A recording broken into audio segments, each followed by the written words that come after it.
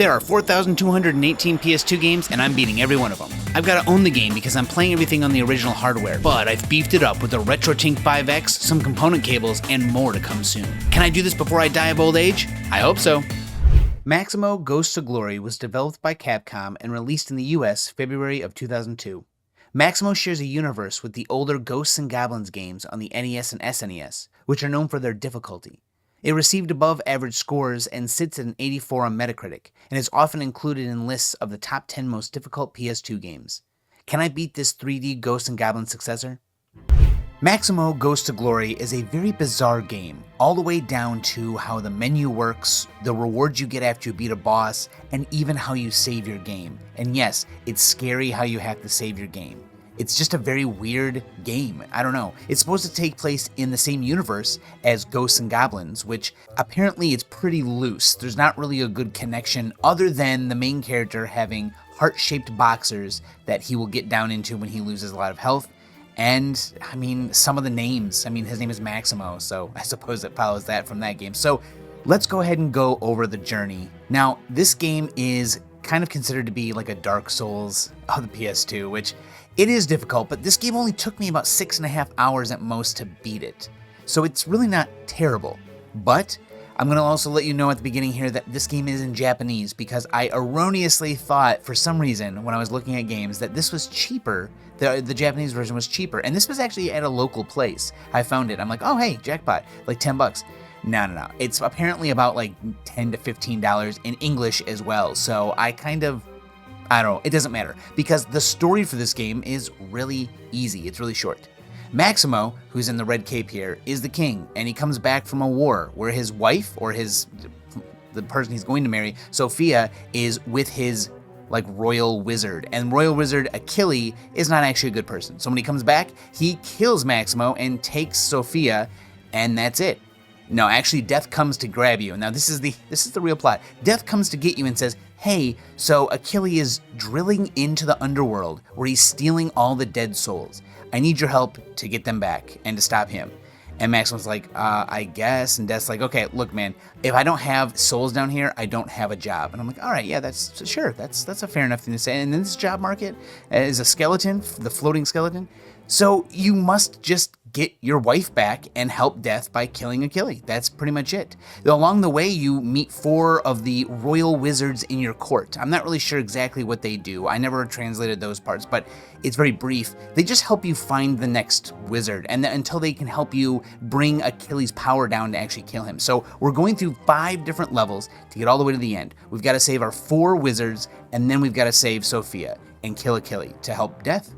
At the start of the game here, I check out all of my moves, and Maximo has a very interesting move feel. I don't know, he feels a little sluggish at times. His double jump is very oddly programmed. I don't know, I'm not really sure what it is about this double jump, but it feels a little odd, and platforming is slightly difficult because of whatever this is. I don't know if there's this delay when he's jumping, if it just doesn't feel long enough. I think it's that your first jump is shorter and your second jump gets you an extra distance that it just doesn't feel like it's going to do. I guess I'm maybe used to like a longer first jump and a shorter second jump. I'm pretty sure I've played games like that, so maybe that's what threw me off. But when you're walking around and platforming and jumping, you can swing your sword, you can use your shield to block, and you'll be picking up stuff off of the ground. This game has quite a few collectibles. So at the top of the screen, we have your face, which are your lives, coins, which get you stuff that you can buy at the shop, or something special I'll tell you about in the future here shortly. You have fairies, and every time you collect 60 fairies, you get a death coin, and death coins are the one next to it. The death coins are how you continue in this game. And every time you continue, it costs more coins. So you need to collect the fairies so you get enough coins just in case you die too many times. Then you have keys, and keys open a couple different things, mostly just chests, but when you open them, they usually give you something helpful. They could give you health, they could give you upgrades, enhancements, they could give you fairies, coins, you could even get a death coin out of it. It's very important to open them. Some of them have to be opened in some of the levels to progress, and you'll have enough keys. They'll give you plenty of keys to open those things, like the doors that lead to those chests. Otherwise, you'll need to make sure you pay attention to your keys, because you won't have enough to open everything. Now at the bottom of the screen we have your enhancements, and each of the enhancements come in a different color, and that just kind of tells you what they're all about, like their category. Like the red ones are magic sword abilities, so anything that deals with your sword and it deals with magic on your sword, that's going to be those colors. And then you pick these up off the ground and they will immediately take effect, or whatever it's supposed to do. And at the bottom left you can see the first 3 have extra gold plating around them, and the right 3 are almost bare. They just have the one circle. The ones in the double plating are ones that you keep after you die. So you drop any that are not in that plating when you die, and you keep the ones that are in. And you can go in the menu and actually change them around and choose which ones you have to save forever, and the ones that you'll drop on death if they aren't that important to you. So you'll need to kind of balance out what you have. You'll need to find good ones that you like and that are actually helpful, and then try and keep those by putting them in the forever slots. Something interesting I didn't realize until about halfway through my first play of this game was that you have a sword plunge attack, which is pretty helpful, by the way, when you're fighting large groups of enemies and just to like hit someone with this little shockwave. But what you need to do to activate checkpoints in a level is to do a sword plunge attack. I had no clue. And then someone finally said, oh, hey, by the way, you're not getting those checkpoints because you aren't sword plunge attacking them. And it was a little frustrating, but I mean, once you learn, but the game doesn't tell you anywhere. I think you have to read it in the instructions. After you beat a level, you come back to this hub world where you can roam around, and there's some special pickups, some extra coins you can pick up, which is very helpful. You really need the coins because there's a spot in each hub world that allows you to look at your reflection, and during that time you can save your game. But it is not as easy as just saving your game. You have to spend 100 gold to save your game. That's right, you have to spend in-game money to save your game, and if you don't have enough, you can't save. So you must go back into a level and get more gold, which kind of sucks because I don't know if you can just go into a level and leave halfway through. It's not something I did, but that seems like you couldn't. So it's really crappy to think like you can save your game and then you are at the mercy of the game giving you gold to actually be able to save it again. So then this becomes this kind of balancing act between both your lives, the save coins that you want to use to save, and even your death coins. All of them are resources you're going to have to use. You won't be able to save after each level. It's just not possible. You won't be able to like come back and redo a part because you died too many times. Like you really need to be careful. You probably can only save after every 2 or 3 levels. It's so interesting that it makes you use these things in this way. It's not necessarily great, but it's cool. I like it. It makes the game more tough. It didn't really feel needlessly tough though. It took 6 hours. So it's just interesting speaking about it out loud because I never really thought of it as unfair, although it sounds unfair. I never had a problem with it. It was kind of neat to like be really careful about when you save and if you should just accept your 2 deaths and move on because you might be able to get enough coins to save again after this. This game is seriously difficult with the way the enemies can hit you and kill you very quickly. Dropping into things kills you. You can die fast in this game, and the platforming isn't very easy either. I mean, like I said, the double jump and jumping in general just kind of feels weighty, and not in like necessarily a great way. It's just a way. You got to get used to it. Once you get used to it, you can get through the levels, but to be honest, you can die very quickly when you're platforming. Each hub world has 5 levels, and after you beat all 5 levels, you have access to the boss, and this boss was kind of tough because I think you're supposed to use your sword strike and like stab him in the toe. I mean, it looks like they're having you targeted. I mean, look, it's like this kind of flashing color down there. But I must have missed it somehow because I did try and do that to him. I tried to like sword attack him to the ground and it just didn't hit him. And I'm pretty sure I was on top of him. And someone said, "Hey, you gotta do the plunging attack." And I was like, "Okay." I thought I tried that a couple times. I guess I missed. Once you do that, he is super simple. Plunge attack, and when he gets down, smack him. Otherwise, just try and stay away from him. When you defeat a boss, you get to save one of your wizards, and she gives you a prize. You get a choice between one of 3 things. But first, she gives you a free permanent slot for your enhancement bar, which is pretty cool. You get more of them. But then you can choose to have your armor upgraded, a kiss, or save your game for free. That's right, this game taunts you and says you can choose one of these other things, or you can just save your game for free. It's kind of hard to want to do anything else, but the armor upgrade could be helpful for you, And the kiss, apparently, if you get all 4 kisses from each of the wizards, you get something special. It feels a little cruel that they're like, you can save for free or pick something else that's kind of cool, but are you going to pick those things? No, you're going to save the game with how quickly you die and lose in this game. Our first set of stages was just kind of in these graveyard sections, and now we are in a jungle. This part is, all of it's hard, man. Look at this. Here's one of the shops I was talking about. This has a potion in it, which, yes, very helpful, healing your health, but it costs money, and money also is what gets you a saved game. So sometimes you just skip most shops. I mean, a majority of the time you skip shops. If you have an abundance of money because you're that good at this game, good for you. Everyone's so happy for you. At the end of levels, you'll find this little pedestal here that's covered by a shield, and it has a bunch of enemies associated with it. When you kill all of them, you get access to it, and you can leave. So if you're being chased by other enemies or have them on you, as long as you kill the enemies associated with this thing, you can just leave. If there's any enemies left, who cares? Just leave. Here you can see I have a temporary sword enhancement that I picked up off of the ground.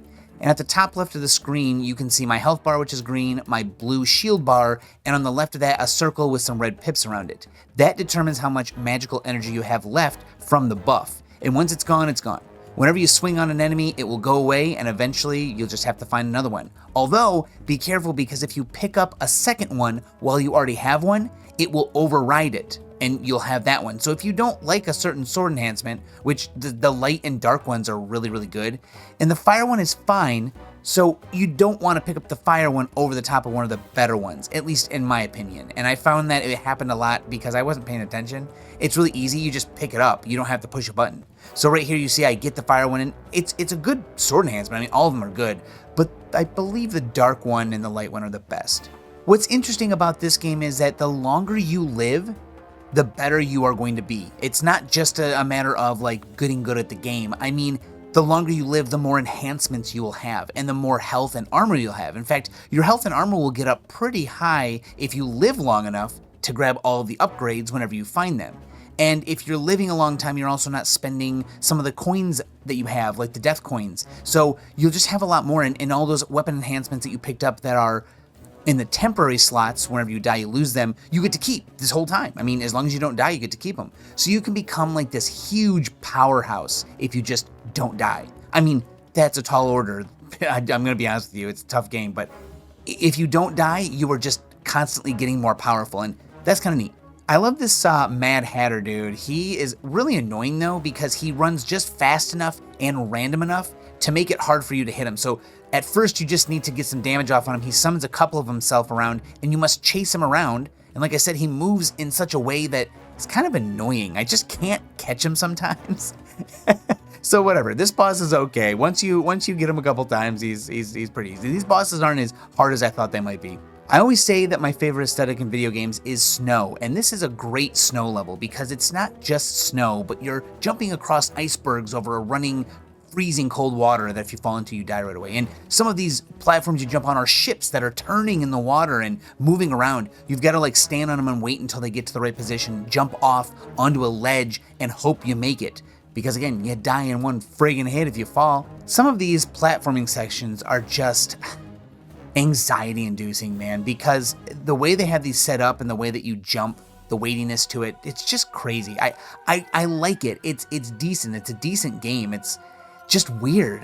You don't expect it, and it came from Capcom of all places. There are many times the game asks you whether or not you want to take a risk and get a cool item, because they'll put items in weird places that you can easily fall from and die, or that you must jump out over the edge of something and come back and hope that you make it. They just put them in weird places to see, what risks you'll take to get the cool items. Dude, this area is tough. These dudes in ice are way harder than you'd expect. They can take some hits, and those stupid little harpoons they have can reach out and hit you. You just don't expect it. And on this ice, you're sliding around, it's already fucking hard enough. The boss for this area is kind of weird. He's like this ghost pirate who has a peg leg, and you must smack his peg leg once to knock him backwards, and you need to knock him into these grates where his peg leg will get stuck. But once he gets there, it's kind of not obvious what you need to do. But what ends up being the solution is ducking and then swinging your sword. It's like very rare that it's useful. There are some enemies that it's useful against, but this is the only time that you'll use it in a boss fight, and the only other enemy you use it against are like these bomb dudes. That's pretty much it. Oh man, this place is like Sen's Fortress. Look at this. It's got a ton of little traps and things swinging by you gotta watch out for. Everything is sharp. Like anything you touch in here is just gonna kill you. And they just thought it was gonna be fun to make you have to platform over just nothingness constantly. Before, yeah, sure, you could fall, but this place everywhere, and it puts things in risky places again. Do you want to check this out and hope you don't fall? Sure, here's a cool item if you make it. Man, the skeletons just pop up out of nowhere and destroy you, and if you aren't paying attention, they'll come out of those coffins swinging. Now you can break the coffins as they come up, which is cool, but not all enemies come up with an animation you can just kill them instantly in. Some of them come up and will hit you, so you really gotta watch it. I think I have a love-hate relationship with this game, right? Like, I hate that I'm always in danger. Every time I do something, I'm about to just get hit. But I also love it because it's kind of fun. I mean, it's challenging in a way that makes you feel good when you're like, oh yeah, I did that platforming and hitting that enemy really well. It's a good challenge, it just is. It doesn't always feel unfair. I mean, a lot of people would say that costing money, so like spending money in the game to save your game is probably a tad too far, especially with how hard the game is outside of not worrying about the saves. I mean, the saves just make it even harder. I don't know, it just feels solid. This boss was not hard either. I got it in like the second try, and you're pretty much just smacking him in the butt. I mean, look, he shows you his butt, and then you have to go smack it. I mean, it's just circle strafe, circle strafe. This is definitely turning out to be more like Dark Souls than I thought. He even looks like one of the demons in the game, right? Like, he shoots fire, and he does a ground attack that you have to jump over or get out of the way of. The last set of 5 levels in the game take place right outside of your castle and then heading into your castle, which is now just full of bad guys all over the place. And this is most definitely the hardest part of the game. I always love hedge mazes, even if they aren't a real maze. Like, you just walk through and it's just a cool aesthetic, right? Like, you're supposed to feel lost in a hedge maze, and then dudes come out around the corner and just kick your ass. Okay, I got stuck on this part for a while because doing this jump was really hard. It was hard to like come out of the door and gauge where you needed to jump from to get to the coffins moving in that green goo. I found myself hitting my head on the door frame above me and then misjudging jumps because I just couldn't tell exactly where I needed to jump. The camera doesn't really do the game any favors sometimes.